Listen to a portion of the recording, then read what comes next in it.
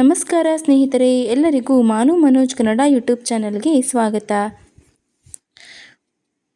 ಒಮ್ಮೆ ದುಷ್ಯಂತ ಮಹಾರಾಜನು ಬೇಟೆಗೆಂದು ಕಾಡಿಗೆ ಹೋದಾಗ ಬೇಟೆಯಾಡುತ್ತಾ ಆಡುತ್ತಾ ಮುಂದೆ ಸಾಗಿದನು.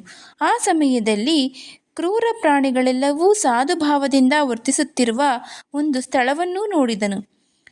ಆ ದೃಶ್ಯವನ್ನು ನೋಡಿ ದುಷ್ಯಂತ ಮಹಾರಾಜನಿಗೆ ಆಶ್ಚರ್ಯವೂ ವಿಚಿತ್ರವೂ ಉಂಟಾಯಿತು.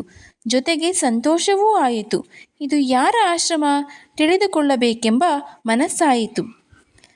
ಸೈನಿಕರಿಗೆ ಹೇಳಿದನು, ತಪೋಧನರಾದ ಈ ಮಹರ್ಷಿಗಳ ಆಶ್ರಮವನ್ನು ಸಂದರ್ಶಿಸಲು ಮನಸ್ಸಾಗಿದೆ. ನಾನು ಆಶ್ರಮದ ಒಳಗೆ ಹೋಗುತ್ತೇನೆ. ನೀವು ಇಲ್ಲಿಯೇ ಬಿಡಾರ ಮಾಡಿಕೊಂಡು ಉಳಿದುಕೊಳ್ಳಿ ಎಂದು ಆಜ್ಞೆ ಮಾಡಿದನು. ರಾಜನು ಆಶ್ರಮವನ್ನು ಪ್ರವೇಶ ಮಾಡಿದನು. ದೇವಲೋಕದ ನಂದನವನಕ್ಕೆ ಸಮಾನವಾಗಿದ್ದಂತೆ ಆಶ್ರಮ ಗೋಚರಿಸುತ್ತಿತ್ತು. ಆಶ್ರಮ ಪ್ರವೇಶ ಮಾಡಿದೊಡನೆಯೇ ರಾಜನಿಗಿದ್ದ ಹಸಿವು ಬಾಯಾರಿಕೆಗಳೆಲ್ಲವೂ ಮಾಯವಾಗಿ ಹೋದವು. ರಾಜನ ಮನಸ್ಸು ಬಹಳ ಆನಂದವನ್ನೊಂದಿತು. ದುಷ್ಯಂತನು ಮಹರ್ಷಿಯನ್ನು ಸಂದರ್ಶಿಸುವ ಸಲುವಾಗಿ ಮುಕುಟ ಮಣಿಮುಕ್ತ ಹಾರಗಳನ್ನೆಲ್ಲ ತೆಗೆದು ಸಾಧಾರಣ ಮನುಷ್ಯನಂತೆ ಉಡುಪು ಧರಿಸಿ ಮಂತ್ರಿ ಮತ್ತು ಪುರೋಹಿತರೊಡನೆ ಆಶ್ರಮಕ್ಕೆ ತೆರಳಿದನು. ತಪೋರಾಶಿಯಾದ ಅಮೃತ ಸ್ವರೂಪರಾದ ಮಹರ್ಷಿಗಳನ್ನು ಸಂದರ್ಶಿಸಲು ಇಚ್ಛಿಸಿದ ದುಷ್ಯಂತನು ಬ್ರಹ್ಮಲೋಕ ಸದೃಶವಾಗಿದ್ದ ಆಶ್ರಮವನ್ನು ವೀಕ್ಷಿಸಿದನು. ಹಿಂದೆಯೇ ಹೇಳಿದಂತೆ ಆ ದಿವ್ಯಾಶ್ರಮದ ಸುತ್ತಲೂ ಇದ್ದ ವೃಕ್ಷಗಳಲ್ಲಿನ ಕುಸುಮಗಳ ಮಧುವನ್ನು ಹೀರಲು ಅಡಿಯಡಿಗೂ ಪುಷ್ಪಗಳ ಮೇಲೆ ಹೋಗಿ ಕುಳಿತುಕೊಳ್ಳುತ್ತಿದ್ದ ದುಂಬಿಗಳ ಝೇಂಕಾರ ಧ್ವನಿಯಿಂದ ಆಶ್ರಮವು ಶಬ್ದಾಯಮಾನವಾಗಿತ್ತು. ನಾನಾ ವಿಧವಾದ ಪಕ್ಷಿಗಳು, ನಾನಾ ವಿಧವಾದ ಪ್ರಾಣಿಗಳು, ನಾನಾ ವಿಧವಾದ ಯಜ್ಞಮಂಟಪಗಳನ್ನು ನೋಡಿ ಬಹಳ ಆನಂದವನ್ನು ಹೊಂದಿದನು.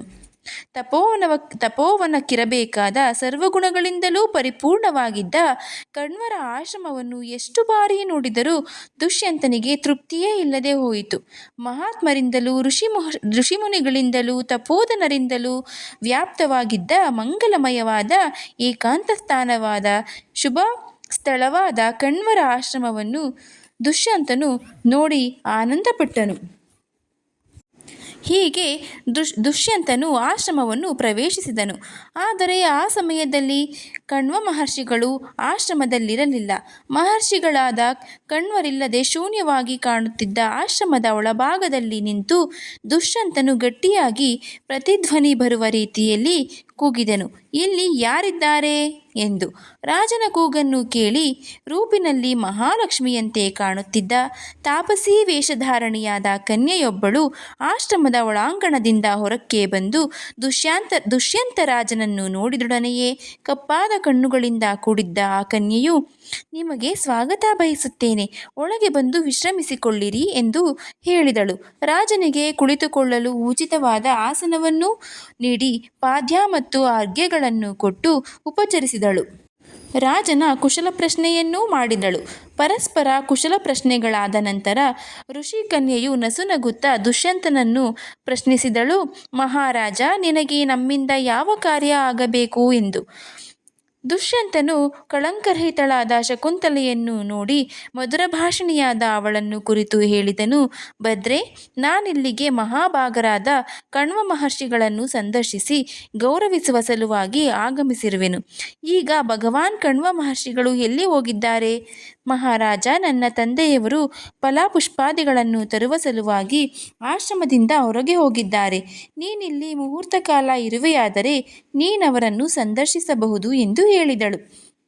ಆಶ್ರಮದಲ್ಲಿ ದುಷ್ಯಂತನು ಕಣ್ವ ಮಹರ್ಷಿಗಳನ್ನು ಕಾಣದಿದ್ದಕ್ಕಾಗಿ ಶಕುಂತಲೆಯು ಕಣ್ವರು ಆಶ್ರಮದಿಂದ ಹೊರಗೆ ಹೋಗಿರುವುದಾಗಿ ಹೇಳಿದಾಗ ಶ್ರೀಮತಿಯಾದ ಚಾರುಹಾಸಿನಿಯಾದ ವರಾರೋಹಿಯಾದ ತಪಸ್ಸಿನಿಂದಲೂ ತೇಜಸ್ಸಿನಿಂದಲೂ ಕಾಣುತ್ತಿದ್ದ ಶಕುಂತಲೆಯನ್ನು ಈ ರೀತಿ ಕೇಳುತ್ತಾನೆ, ಕಲ್ಯಾಣಿ, ಈ ಋಷ್ಯಾಶ್ರಮದಲ್ಲಿರುವ ನೀನು ಯಾರು? ಇಲ್ಲಿಗೇಕೆ ಬಂದಿರುವೆ? ಇಷ್ಟೊಂದು ಸುಂದರಿಯಾಗಿರುವ ನೀನು ಎಲ್ಲಿಯವಳು? ನಿನ್ನ ದರ್ಶನ ಮಾತ್ರದಿಂದಲೇ ನನ್ನ ಮನಸ್ಸನ್ನು ಅಪಹರಿಸಿ ಬಿಟ್ಟಿರುವೆ.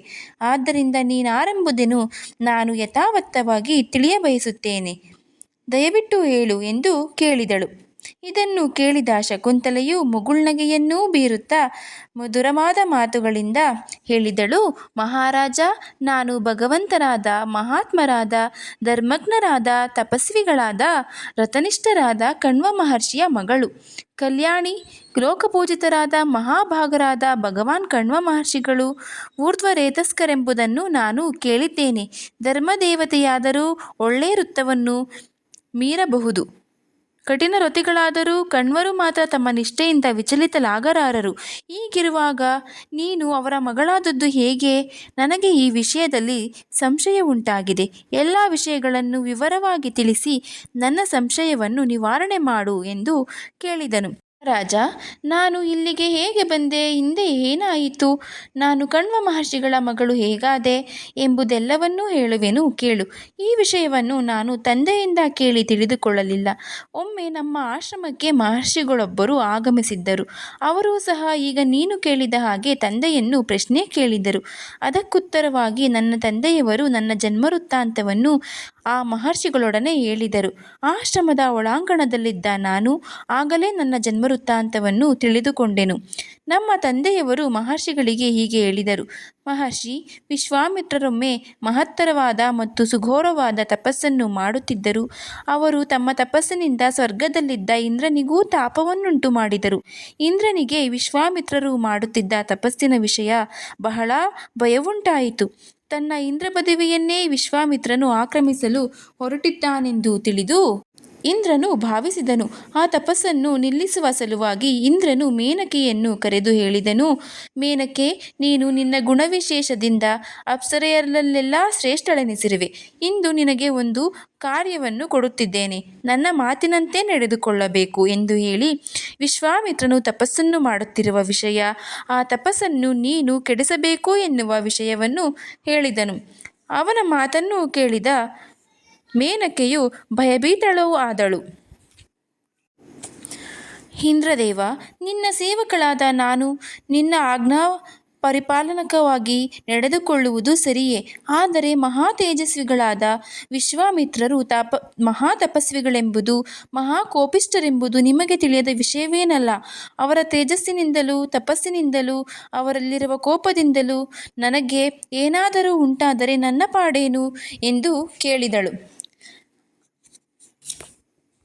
ಇಂದ್ರದೇವನು ಮೇನಕೆಯ ರಕ್ಷಣೆಯ ಹೊಣೆಯನ್ನೂ ಹೊತ್ತನು. ಆಗ ಮೇನಕೆಯು ಹೇಳಿದಳು, ನಿನ್ನ ಸೇವಕಳಾಗಿರುವ ನಾನು ನಿನ್ನ ಆಜ್ಞೆಯನ್ನು ಪರಿಪಾಲಿಸಲೇಬೇಕು. ನೀನು ಮಹರ್ಷಿಯ ಸಮೀಪಕ್ಕೆ ಹೋಗುವಂತೆ ಆಜ್ಞೆ ಮಾಡಿದ ಮೇಲೆ ನಾನು ಹೋಗುವುದಿಲ್ಲ ಎಂದು ಹೇಗೆ ತಾನೇ ಹೇಳಲಿ? ಇಂದ್ರದೇವ, ನೀನು ನನ್ನ ರಕ್ಷಣೆಯ ಬಗ್ಗೆಯೂ ಯೋಚನೆ ಮಾಡಬೇಕು.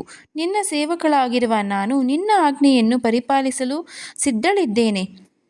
ಆದರೆ ನನ್ನ ರಕ್ಷಣೆಯ ವಿಷಯವನ್ನು ಚಿಂತಿಸು.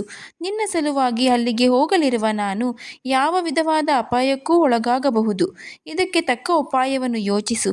ದೇವರಾಜ, ನಾನು ಪ್ರಾರ್ಥಿಸುವ ಈ ಸಹಾಯ ಸಂಪತ್ತನ್ನು ಒದಗಿಸು. ದೇವೇಂದ್ರ, ನಾನು ಮಹರ್ಷಿಗಳ ಸಮೀಪಕ್ಕೆ ಹೋಗಿ ನರ್ತಿಸುವಾಗ ಸಮಯ ನೋಡಿ ಮಾರುತನು ನನ್ನ ವಸ್ತ್ರಗಳನ್ನು ಮೇಲಕ್ಕೆ ಹಾರಿಸಲಿ. ನನ್ನ ಸಹಾಯಕ್ಕೆ ನೀನು ಮನ್ಮಥನನ್ನೂ ಕಳುಹಿಸಬೇಕು. ಮಾರುತನು ಸೀರೆಯನ್ನು ಹಾರಿಸಿದಾಗ ಮನ್ಮಥನು ವಿಶ್ವಾಮಿತ್ರರ ಮೇಲೆ ಪುಷ್ಪಬಾಣಗಳನ್ನು ಪ್ರಯೋಗಿಸಿದರೆ ನಮ್ಮ ಕಾರ್ಯ ಸಿದ್ಧಿಯಾಗಬಹುದು. ನಾನೊಬ್ಬಳೇ ನನ್ನ ಸೌಂದರ್ಯದಿಂದ ಮಹರ್ಷಿಗಳನ್ನು ಪ್ರಲೋಭಿಸಲು ಸಾಧ್ಯವಿಲ್ಲ. ಇದಕ್ಕೆ ಅನುಕೂಲವಾದ ವಾತಾವರಣವೂ ಅತ್ಯವಶ್ಯಕ. ಮಹರ್ಷಿಗಳನ್ನು ನಾನು ನನ್ನ ಸೌಂದರ್ಯದಿಂದಲೂ ಹಾವಭಾವಗಳಿಂದಲೂ ಪ್ರಲೋಭನೆ ಮಾಡುತ್ತಿರುವಾಗ ಮಾರುತನು ವನಕುಸುಮಗಳ ಮೇಲೆ ಬೀಸಿ ಸುಗಂಧವನ್ನು ಹೊತ್ತು ತಂದು ವಿಶ್ವಾಮಿತ್ರರು ತಪಸ್ಸು ಮಾಡುತ್ತಿರುವ ಪ್ರದೇಶವನ್ನೆಲ್ಲ ಸುವಾಸಿತವನ್ನಾಗಿ ಮಾಡಲಿ ಎಂದು ಕಣ್ವರು ಹೇಳುತ್ತಿದ್ದರು. ಮೇನಕೆಯು ಹೇಳಿದ ಮಾತಿಗೆ ಇಂದ್ರನು ತಥಾಸ್ತು ಎಂದು ಹೇಳಿ ಮೇನಕೆಯು ಬಯಸಿದ್ದನ್ನು ಸಿದ್ಧಗೊಳಿಸಿಕೊಟ್ಟು ಮೇನಕೆಯು ವಿಶ್ವಾಮಿತ್ರ ಮಹರ್ಷಿಯ ತಪೋವನದಂತೆ ಧಾವಿಸುವಂತೆ ಮಾಡಿದನು. ಮೇನಕೆಯು ವಿಶ್ವಾಮಿತ್ರರ ಬಳಿಗೆ ಹೋಗಿ ನಯನ ಮನೋಹರವಾದ ಭಂಗಿಯಲ್ಲಿ ನರ್ತಿಸುತ್ತಿದ್ದಾಗ ಬೆಳದಿಂಗಳಿನಂತೆ ಶುಭ್ರವಾಗಿದ್ದ ಅವಳ ಸೀರೆಯು ವಾಯುವಿನ ವೇಗಕ್ಕೆ ಹಾರಿಹೋಯಿತು. ಆ ವಸ್ತ್ರವು ಸ್ವಲ್ಪ ದೂರದಲ್ಲಿ ಹೋಗಿ ಬಿದ್ದಿತು. ಮೇನಕೆಯು ಸ್ತ್ರೀ ಸಹಜವಾದ ನಾಚಿಕೆಯನ್ನು ವ್ಯಕ್ತಪಡಿಸುತ್ತಾ ಮಾರುತನು ಮಾಡಿದ್ದ ಕಾರ್ಯಕ್ಕಾಗಿ ಹುಸಿನಗೆ ಬೀರುತ್ತಾ ವಸ್ತ್ರವನ್ನು ತೆಗೆದುಕೊಳ್ಳಲು ಆ ಕಡೆ ಧಾವಿಸಿದಳು. ಇತ್ತಲಾಗಿ ಮನ್ಮಥನು ಸಮಯವರಿತು ಮಹರ್ಷಿಯ ಮೇಲೆ ಪುಷ್ಪಬಾಣಗಳನ್ನು ಪ್ರಯೋಗಿಸಿದನು. ವಿಶ್ವಾಮಿತ್ರನೇನೋ ಅಗ್ನಿಗೆ ಸಮಾನನಾದ ತೇಜಸ್ಸಿನಿಂದ ಪ್ರಜ್ವಲಿಸುತ್ತಿದ್ದು ನಿಜ. ಆದರೆ ಬಹು ಸಂದಿಗ್ಧ ಸ್ಥಿತಿಯಲ್ಲಿದ್ದ, ವಸ್ತ್ರಕ್ಕಾಗಿ ಜಿಂಕೆಯಿಂದ ಅತ್ತಿತ್ತ ಓಡಾಡುತ್ತಿದ್ದ, ಭ್ರಾಂತಳಾಗಿದ್ದ, ಅತ್ಯದ್ಭುತವಾದ ರೂಪಲಾವಣ್ಯಗಳಿಂದ ಯೌವನದಿಂದ ಕೂಡಿದ್ದ ಮೇನಕೆಯನ್ನು ನೋಡಿ ಸುಗಂಧಿತವಾದ ವಾತಾವರಣ ಸಂಸರ್ಗದಿಂದಲೂ ಕಾಮದೇವನ ಬಾಣಪ್ರಯೋಗದಿಂದಲೂ ವಿಶ್ವಾಮಿತ್ರ ಮಹರ್ಷಿಯು ಕಾಮಪರವಶನಾದನು. ಕಾಮಾಧೀನನಾದ ವಿಶ್ವಾಮಿತ್ರನು ಮೇನಕೆಯನ್ನು ತನ್ನ ಹತ್ತಿರಕ್ಕೆ ಕರೆದನು. ಮೇನಕೆಯು ಒಲಿದು ವಿಶ್ವಾಮಿತ್ರನ ಬಳಿಗೆ ಬಂದಳು. ಅನೇಕ ದಿನಗಳವರೆಗೆ ವಿಶ್ವಾಮಿತ್ರ ಮೇನಕೆಯರು ಸುಖದಿಂದ ಕಾಲ ಕಳೆದರು. ಮಹರ್ಷಿಗೆ ಮೇನಕೆಯಲ್ಲಿ ಒಬ್ಬ ಮಗಳು ಹುಟ್ಟಿದಳು. ಹಿಮವತ್ ಪರ್ವತದ ತಪ್ಪಲಿನಲ್ಲಿ ಮಾಲಿನಿ ನದಿಯ ಸಮೀಪದಲ್ಲಿ ಮೇನಕೆಯು ಹೆಣ್ಣು ಮಗುವಿಗೆ ಜನ್ಮವಿತ್ತು ಕೃತಾಕೃತ್ಯಳಾಗಿ ಇಂದ್ರನು ಸಮೀಪಕ್ಕೆ ಹೊರಟು ಹೋದಳು. ವಿಶ್ವಾಮಿತ್ರನು ತಾನು ಮಾಡಿದ ಕಾರ್ಯಕ್ಕೆ ಪಶ್ಚಾತ್ತಾಪಪಟ್ಟು ಪುನಃ ತಪಸ್ಸಿಗೆ ಹೊರಟು ಹೋದನು.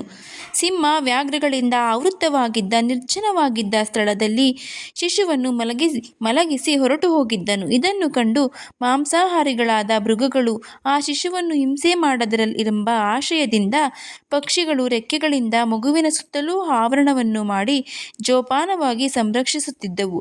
ಆ ಸಮಯಕ್ಕೆ ಸರಿಯಾಗಿ ನಾನು ಸ್ನಾನ ಮಾಡಲು ಮಾಲಿನಿ ನದಿಯ ಸಮೀಪಕ್ಕೆ ಹೋದೆನು. ನಿರ್ಜನವಾದ ಮತ್ತು ರಮ್ಯವಾದ ಆ ಅರಣ್ಯದಲ್ಲಿ ಪಕ್ಷಿಗಳಿಂದ ಸಂರಕ್ಷಿತವಾಗಿದ್ದ ಹೆಣ್ಣು ಮಗುವನ್ನು ಕಂಡೆನು. ಆ ಸ್ತ್ರೀ ಶಿಶುವನ್ನು ಕರೆತಂದು ನನ್ನ ಮಗಳೆಂದು ಭಾವಿಸಿ ಸಂರಕ್ಷಿಸಿದೆನು. ಗರ್ಭಾಧಾನದ ಮೂಲಕವಾಗಿ ಶರೀರಕ್ಕೆ ಕಾರಣನಾದವನು, ಪ್ರಾಣಾಪಾಯ ಸಮಯದಲ್ಲಿ ಸಂರಕ್ಷಿಸುವವನು, ಅನ್ನ ಕೊಟ್ಟು ಪೋಷಣೆ ಮಾಡುವವನು, ಈ ಮೂವರೂ ಪಿತೃಗಳೇ ಆಗುವರು ಎಂದು ಧರ್ಮದಲ್ಲಿ ಹೇಳಿದೆ. ಆದ್ದರಿಂದ ವಿಶ್ವಾಮಿತ್ರ, ಪಕ್ಷಿಗಳು ಮತ್ತು ನಾನು ಮೂವರೂ ಶಕುಂತಲೆಯ ಪಿತೃಸ್ಥಾನದಲ್ಲಿದ್ದೇವೆ. ಶಕುಂತಗಳು ಅಂದರೆ ಪಕ್ಷಿಗಳ ಹೆಸರು. ಮಾಡಿದ ಉಪಕಾರವನ್ನು ಸ್ಮರಿಸುವ ಸಲುವಾಗಿ ನನ್ನ ಮಗಳಿಗೆ ಶಕುಂತಲೆ ಎಂದೇ ನಾಮಕರಣವನ್ನೂ ಮಾಡಿದೆನು. ನಿರ್ಜನವಾದ ವನಪ್ರದೇಶದಲ್ಲಿ ಶಕುಂತಗಳು ಆ ಹೆಣ್ಣು ಮಗುವಿಗೆ ಯಾವ ವಿಧವಾದ ಅಪಾಯವೂ ಉಂಟಾಗದ ರೀತಿಯಲ್ಲಿ ಆವರಣ ಮಾಡಿ ಸಂರಕ್ಷಿಸಿದವು. ಆದ್ದರಿಂದ ನಾನು ಶಿಶುವಿಗೆ ಶಕುಂತಲಾ ಎಂದೇ ನಾಮಕರಣವನ್ನು ಮಾಡಿದೆನು. ಬ್ರಾಹ್ಮಣೋತ್ತಮನೇ, ಈ ರೀತಿಯಲ್ಲಿ ಶಕುಂತಲೆಯು ನನ್ನ ಮಗಳಾದಳು ಎಂದು ಋಷಿಮುನಿಯಲ್ಲಿ ಹೇಳುತ್ತಿದ್ದರು ಎಂದು ಶಕುಂತಲೆಯು ದುಷ್ಯಂತನಿಗೆ ಹೇಳಿದಳು.